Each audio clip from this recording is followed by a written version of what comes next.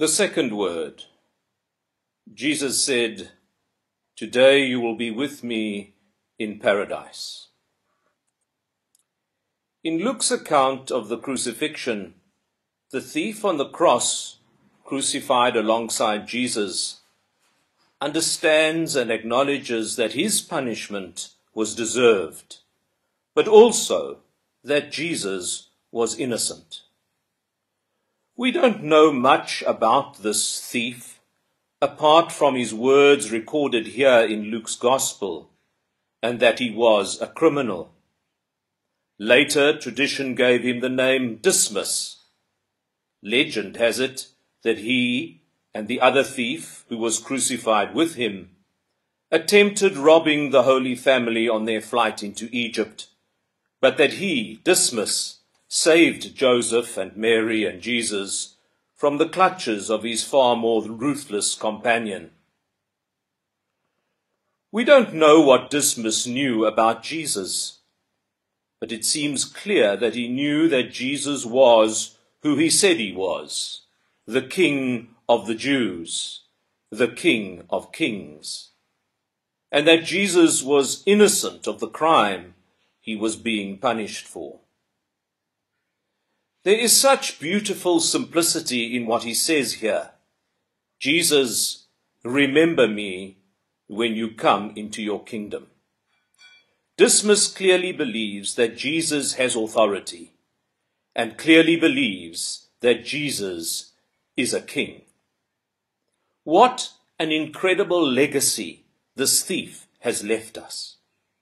The thing he says at the end of his life is the very thing that all of us should pray today and every day, that Jesus might remember us. But first, we must find ourselves at the place that this man did, and acknowledge, like him, that we deserve judgment for breaking God's law. This sinful thief humbles himself before the God of the universe and pleads, "Jesus, remember me when you come into your kingdom." And it is because of this faith that this criminal enters eternity. Although himself dying on the cross, he is able to recognize that the crucified Christ is just as gracious and merciful as Christ upon his throne of glory. In this thief, we see that there is no moral requirement to be accepted into God's kingdom. Our world often thinks that good people go to heaven and bad people go to hell. But by these standards, this thief could never enter into the gates of heaven. In our society, hell is reserved for people like racists, murderers, rapists, pedophiles, and violent criminals, the truly vile people of our world. Yet we think that heaven welcomes all who are decent and good, or who pass for good. This isn't how the Bible speaks of heaven or hell at all. God is far more just and far more merciful than we are.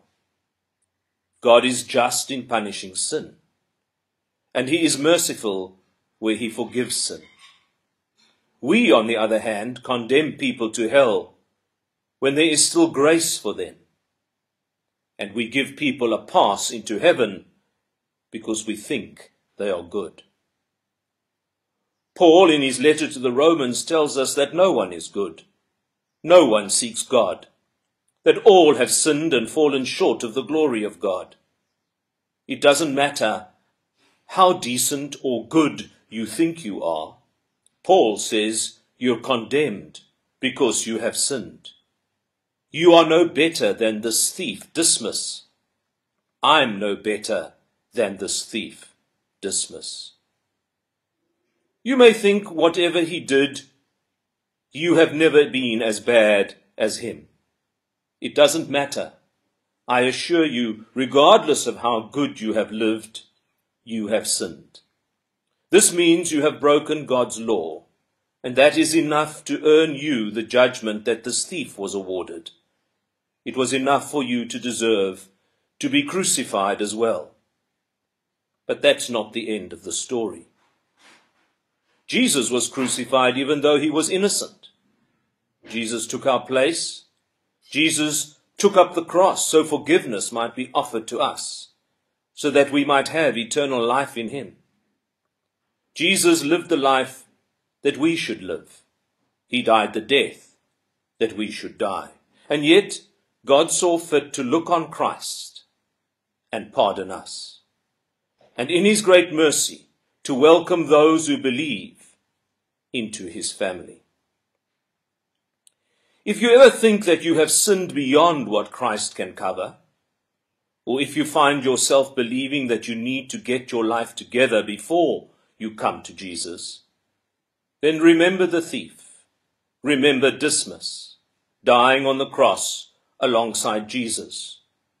Remember that in the process of him being punished for his sins, he recognizes that Jesus the King is merciful. The thief had no opportunity to get his act together, but he didn't allow that to prevent him from acknowledging that Jesus is the King of the universe. Today is a day to give thanks, because Christ's death brings forgiveness and salvation to all. Rejoice, for he will remember you on that day, that great and dreadful day of reckoning. And remember too, our good shepherd never forgets his sheep. The exchange between the dying Jesus and the dying thief on the cross is a remarkable moment in the drama of salvation. It's remarkable because it is today's good news. Jesus, remember me when you come into your kingdom. Today, you will be with me in paradise. Amen.